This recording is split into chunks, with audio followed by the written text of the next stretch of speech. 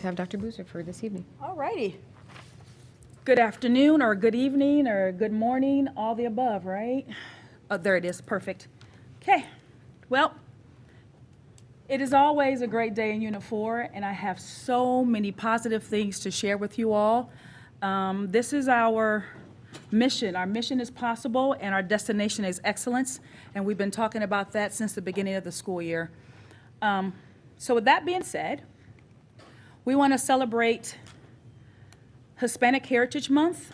Unit 4 celebrates Hispanic Heritage Month. We pay tribute to generations of Hispanic Americans who have made significant contributions and positively influenced our nation. So from September 15th to October 15th, we will feature student activities and events focused on Hispanic Heritage Month on our social media pages. So stay tuned and support. We also want to celebrate our National Merit semifinalists. Both Centennial and Central both have a senior, so there's two Unit 4 seniors. Central's Ryan Slifer to the left, and Centennial Carson Smith to the right are both semifinalists in the National Merit Program. These academically talented high school seniors have an opportunity to continue to the competition from over 7,250 National Merit Scholarships worth nearly $28 million that will be offered next spring. So we want to shout on and congratulate them for making it this far, and we're hopeful that we'll have one or both or somewhere in there for finalists. So let's give it up for both Ryan and Carson. Also, we have some National College Board honors from both Centennial High School and Central High School. The National College Board recognized 5 Centennial and 6 Central students for academic honors. The College Board's National African American Recognition Program and the National Hispanic Recognition Program, that's what the NHRA and the NAARA stand for. Those programs give academic scholars academic honors for academically exceptional African American and Hispanic students who have scored in the top 10% of the state on their PSAT or earned a score of 3 or higher on 2 or more of AP exams their junior year. So we just want to continue to highlight the amazing students we have across our system. So give it up for our students both at Centennial and at Central.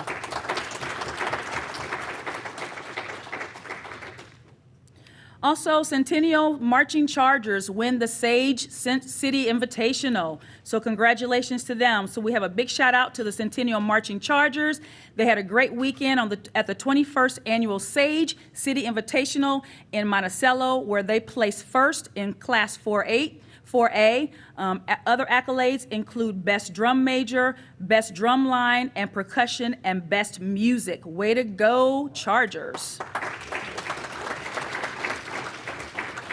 Speaking of bands, tonight, if you are not here or if when you want to leave here, you decide you want to do something that's more entertaining than the board meeting, head over to Urbana High School to see the Centennial Marching Chargers and the Central Marching Maroons as they join the Urbana Tiger Marching Band for their annual CU Marching Showcase. We did this last year. And it was so powerful, and we hosted in Unit 4 last year, so we were really excited, and it was a lot of fun. But because of the way the calendar has fallen this year, I don't get to be there. I chose to be here instead. So congratulations to our marching bands. If you've never seen them in action, check them out. They are phenomenal. Both of their band directors, the programs are fantastic, and the one for Urbana as well. So if you want to go see something fun tonight, 7 o'clock over in Urbana. Okay.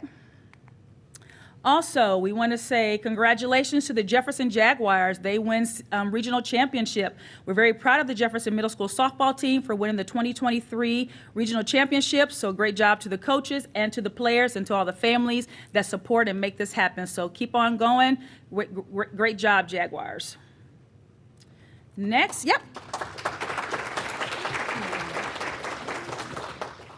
Next, we want to shout out Bottenfield teacher. We're super proud of Bottenfield teacher Melissa Farley for being named IAEA's Elementary Art Educator of the Year. The Illinois Art Education Association recognizes the top art design and media educators for their excellence and service in the field.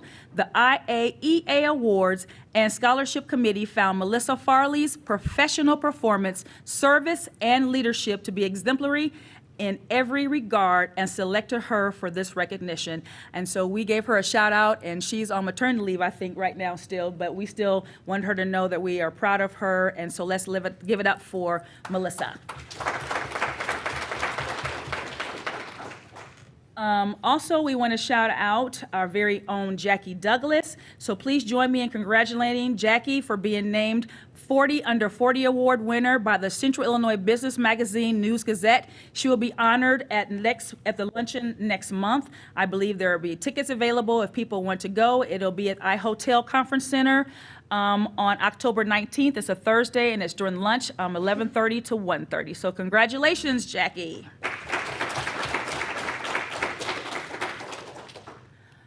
Also, we want to give a shout out to Centennial's Jamal Matuka. He was the recipient of the 2023 Winding Ivy Award, and he made the front page of the paper, and he's still going, oh my God, I still can't believe this happened. But we just want to congratulate him for a job well done. He says his obligation to provide experiences drives him to be at Centennial. He has a lot of different ideas and experiences and support that he wants to showcase and to help support our students. And so we want to shout out to him. Congratulations, Mr. Matuka. Okay, at our last board meeting, I think, we talked about transportation program and the reimbursement and some things that was going on, and we know about the sign-on bonus and things of that nature, and so there were some other things we wanted to talk about tonight. So eligible families should visit the webpage that's here, champaignschools.org. Last Friday's emails were sent to all families of yellow school bus riders who are eligible to participate in the district's transportation reimbursement program. We encourage families who are eligible to participate by driving your children to and from school. Families who opt in will receive a reimbursement from Unifor Schools. Eligibility for yellow bus transportation is determined if a student lives within 1.5 miles or more from their assigned school. We have a designated person to process all the inquiries. That person is there, ready to go. And so please visit the champaignschools.org /TRP to learn how to sign up and to view the FAQ. There are a lot of questions that came out from families and board members, and so on that page, the questions are there, the answers are there. And so remember, you must sign up and confirm receipt of your intention to participate. And we just want to say we are so grateful for those families who have taken the first step in this process. So we really appreciate you. And so if you have questions, go to that website and fill out the paperwork, do what you need to do, see those questions and get your answers. And if you still have questions, we have a number directly on that website. They'll get you directly to the person that you need to speak to, because our administrators are out driving buses. So we have someone else who can answer the phone and just for this particular work here. Okay? Next, employment open house. Join Unit 4. We are hiring bus drivers and monitors. We are looking for bus driver trainees and bus monitors to join Unit 4's transportation department. You will get paid to see the sun rise every morning, drive around town in someone else's vehicle, hang out with kids, and make a difference in their lives. Doesn't that sound like fun? Yeah. So join us at the Transportation Center on October 3rd, 4th, and 5th to get started. And we'll also have this posted on our website. We'll push it out on social media. It's a great opportunity. And we said before, we can really kind of accommodate many different types of working hours. So if you only want to do after school and you want to do trips, or we can make those things happen for you. So just reach out and we'll help you out. So job fair for bus drivers and monitors next Wednesday, Thursday, Friday, no, Tuesday, Wednesday, Thursday, October 3rd, 4th, and 5th at the Bus Barn. That's on Hagen Street. All right. Now, just want to talk a little bit about attendance. We're almost finished with the first quarter of school. Wow, it's going fast, but there's 7 things that very important about attendance, and we want to just make sure we hit these things because this is one of our areas that we want to make sure we support.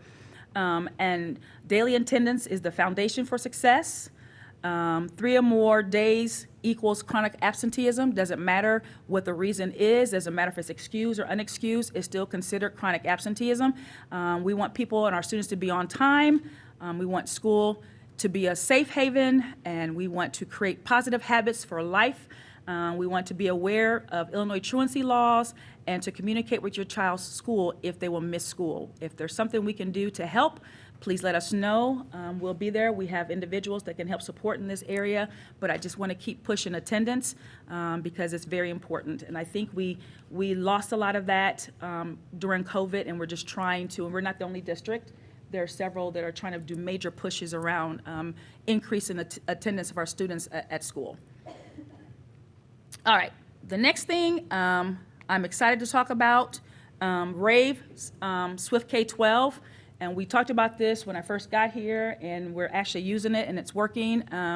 The safety and security team has trained all administrators on the panic button, and you can see it in the picture there. The emergency response system that's connected to our new communication platform, which is Swift K-12. The Champaign Police Department is also connected to the platform, and so is our fire department. And so to ensure that everybody is notified anytime there's a major disturbance at a campus.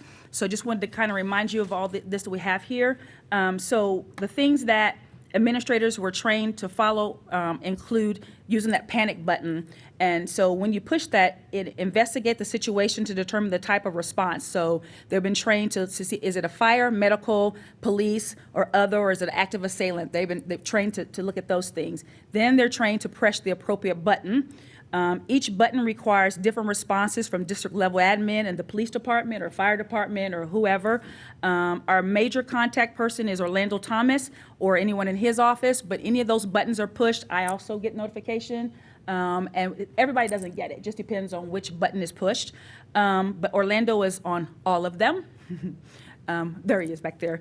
And so if you need to place the building on a soft or hard lockdown, if necessary, they've been taught to collaborate with incident commander. And for us, our incident commander is Jeremy Canales until the police department gets there. Or fire department, and then following the incident, administrators should always collaborate and communicate with their team and create a message for staff and parents. And depending on the severity, then Stacy is always on standby to help with the message. And sometimes we also have a template of different messages that our administrators can just pull some of those. But if it's something that is major, then she'll do it, and because sometimes the administrators are like caught up in what's going on. Also, administrators may and should debrief with their staff if deemed necessary, following everything. And we did that several times when we had things going on at other buildings, in our buildings, if something happened. So the district response level, and I'm just bringing this to your attention because there were some questions, and so I wanted to make sure I help you all with this too. So Jeremy, like I said, is the first to report to the scene immediately, and he serves as the incident commander, and that's part of his job when we brought him on as head of security. CPD or UPD or BANA takes over the scene, and they have made it clear for us that they will block off and perimeter. And so I've talked to both Chief Tyler and when Chief Cobb was here. They don't want us in the way because it causes issues. So they will not let us, get out there, is what they told us. Orlando collaborates with transportation to reroute buses. He and Henry take care of that. Orlando receives the clearance from the CPD or UPD if when the area is secure and the lockdown has been lifted.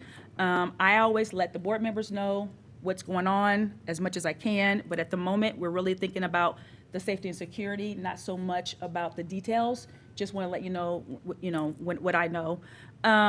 Jeremy also works with school administrators to board students on the buses and to assist parents in picking up. He helps with that, and that was one of the reasons why we hired him, because he has that background.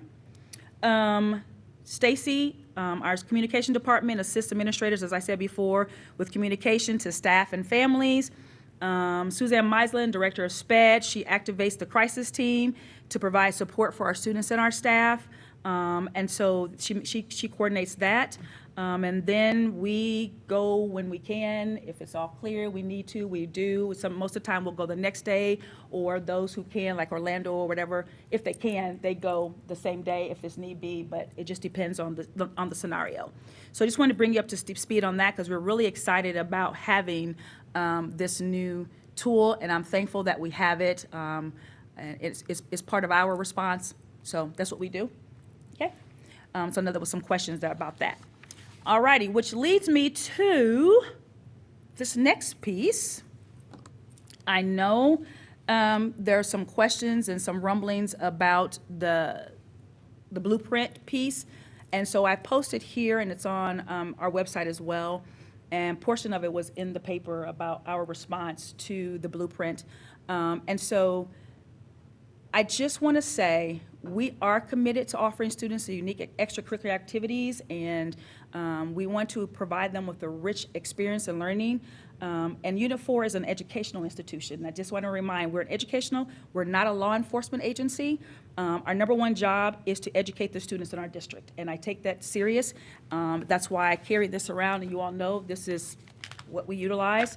And so we are addressing trauma the way we do it as a school system, as a school community every day, through social workers, services like Care Solace we brought in. We're supporting an upcoming mental health convening in partnership with Parkland College and some others.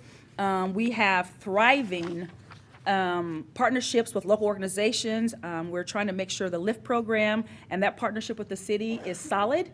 And with the City of Champaign, and we always strive to be great partners with all of our local community champions. And just because, I just make this plain, just because we have access to funding for a project does not always equate to ensuring that proper personnel is going to be available. And so we continue to have many positions open in Unit 4 and on our website, and I'm sure that some of you who are on the board, when I first got here, it was about 3 weeks when I got here to take over the role, many of you remember that the city informed Unit 4 that SROs wouldn't be available because they didn't have enough personnel. So we understood that, because it happens from time to time. And so we decided, well, if we can't get SROs, what can we do as a team, as Unit 4, what can we do? So that's when we brought in our own security, so to speak, because it was an and kind of thing. We couldn't just like not have anything. And so we continued that partnership with the city, and they are still working, and we are still working on filling open positions. We have a powerful collaboration with CPD. We meet every week with them. It started under Chief Cobb, who also told us to stay away when there's gunfire or whatever, but it started with him, and it continues under Chief Tyler, and it's been extremely powerful. And I feel blessed to be able to be a part of the interview team that helped select Chief Tyler for his position. He's been amazing, his whole team. We are on first name basis. We have each other's cell phone numbers. We communicate constantly. So I also want to remind everybody that our own district, Unit 4, has its own federal impact dollars, $32 million, $32 million, and some of those funds were utilized to ensure our schools are safe. So I just want to make sure everybody understands, and I apologize to those who don't know all the things we've been doing. I try not to tout all this stuff because it's not about that. It's about doing what's best for kids. But I just feel like in light of some things that's been said, I want to bring some things to everyone's attention. So through our funds, we provided did the lighting project at Garden Hills Academy because there was no lighting out there and it was very dangerous. We provided weapon detector machines and systems at both high schools that are now, we're going to be moving some into our middle schools. That'll be the next step. Infrastructure upgrades at Kenwood Elementary. We enhanced our camera security systems across all of our campuses. In many instances, it was our camera systems that helped our law enforcement partners identify persons of interest that led to many arrests. We expanded our summer programs in the summer to include more students. We provided wiring and Chromebooks for students and organizations participating in after-school and community programs. We expanded our YES program, and we service 200 students with job skill, resume building, and maintaining their current jobs. And of that 200, 130 of them or we're directly paid with a partnership that we have with the city. So these are things that keep our kids off the street during the summer to give them some hope and put some money and some change in their pocket. With this fall, we're sending 100 students to the HBC Fair. We're excited about that, so exposing them to colleges. For those who don't know what HBCU, that's Historically Black College and Universities. We're happy about that. We have some of our teachers and staff who will be chaperoning some of our students on a college tour during our fall break. When they could be at home or doing something else, they're going to take a group of our kids to a college fair as well. So we're excited about that. And while we're able to secure funding for many projects, we all know that the work is the hardest part. You know, we can say we're going to do X, Y, Z, but finding the personnel to actually do the work is very difficult. So my mission is to never overpromise and underdeliver. I just think it's not fair, and I don't want to put more on our overworked and overtaxed staff that we have already, so I don't want to do that to our staff and to our students. So it's my sincere hope that the outrage and disappointment that some of our community members have aimed at this school district will be properly redirected to the root cause of violence that continues to plague our community. We're not at the center of it. But we're trying to do our part that was what's in our purview to handle. Educational institutions should not be the face of gun violence or community violence. We cannot control nor eradicate gun violence. Therefore, we look for ways in which we can redirect our students to better pathways and opportunities. We look for ways to pour into our students and provide them with hope. And that's what we try to do on a more proactive. Now, we put some things in place, like we brought Care Solace, because we know trauma is real. And I must say this because a lot of people don't understand, with Care Solace, it's something that we pay for, but it's for our staff, it's for our students, it's for their families, and if you don't want people to know your business, you can call up and do it anonymously, because for a lot of Black people in the community, mental health and wellness is taboo. You don't want people in your business, so we respect and honor that. But for some, they don't mind. They want help. They scream out for help. So we can do warm handoffs. We can do all those kind of things. So we're excited about that. We wanted to have Saturday schools. That was one of the things that we put into the blueprint. We wanted to have Saturday school programs and after-school programs to provide things for our students to do. But again, that requires human capital. And we didn't have that, and so we figured out, you know, I sat down with Dr. Ward, and I sat down with the city manager and with the director of equity from the city, and we explained to them what was going on and why we couldn't fulfill some of the things that we were hoping to do. We were hopeful, but we just couldn't get it all done. And when the meeting was over, they said they understood and assured us that they would convey our message, that we want to be good, thoughtful partners within the sphere of our influence. We explained that we will look for ways in which we can be proactive and to deepen some of the things that we're already doing, and without stretching my already overworked staff. So that conversation was phenomenal as far as we knew and we thought. And again, the money was not given to Unit 4. We had access to it with grant funds, and we would have to put something in place and then get reimbursed. Well, we couldn't find anything. We didn't have the people. It's just that simple. I'm not making any excuses. It is what it is. I'm being as transparent as I possibly can. So I just wanted to say that. And so we do have some potential things that we're going to seek some reimbursement for. We did do the intramurals for the elementary buildings. That came out of Blueprint funds. And the kiddos and the families enjoyed that. And so we're looking more about what we can do to support some of our middle school kiddos, because that is what we find that needs to be happening. We're also wanting to look at things that we can do to be more proactive starting at a younger age, because as kids get older, it's a little bit more difficult. But if we can start putting some things into our kiddos when they're younger to help, and then how do we pour into some of our families? We're looking at attendance things. We're looking at a big community attendance campaign, intramurals, some mental health events that are happening on the north end. We're looking at barbershop and beauty shop talks. We're just looking at job creation, scholarships for targeted students. These are things that we're looking to do that we can use these dollars for. We didn't want to put it in personnel when we couldn't really find a person, because then when it's over, how do we sustain it? So those are some of the things that we're looking at, but we're bringing more to you. There's a Black Male Symposium at Parkland in April that we're also being a part of that. So some of the funds will go to that as well. So we're just trying to find ways in which we can pour back into the community without overtaxing and overpromising. So those are some of the things that we have going on, and I just wanted to point those things out, and I just hope people understand that No money was given to us. We had our own $32 million that we needed to spend, and that was a difficult task. So, but we made it happen. And I just named some of the things that we did to make it happen. So I just wanted to point those out for you. And the last thing I have, because this is a board meeting, but I want to say congratulations to both Ms. Heather Vasquez and Mr. Bruce Brown. You have certificates from from IASB for being established board leaders. And what that means is you've been recognized for your participation in a number of professional development and leadership activities during your service as school board members. And I know this job is not one that we can pay you, but we can actually recognize you and say thank you for your work.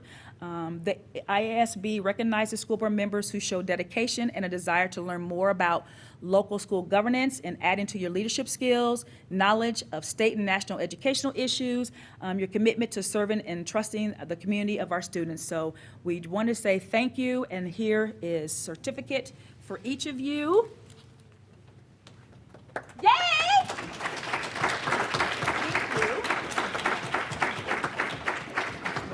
Because of you, yes, I'm taking a picture. Because of you all, you were able to help us. Oh, sorry, it went off. Let me see. Last slide. I'm sorry. There it is, right there. Now we have backdrop. Come on, President. Oh, no. No? Okay. Okay, whatever. See?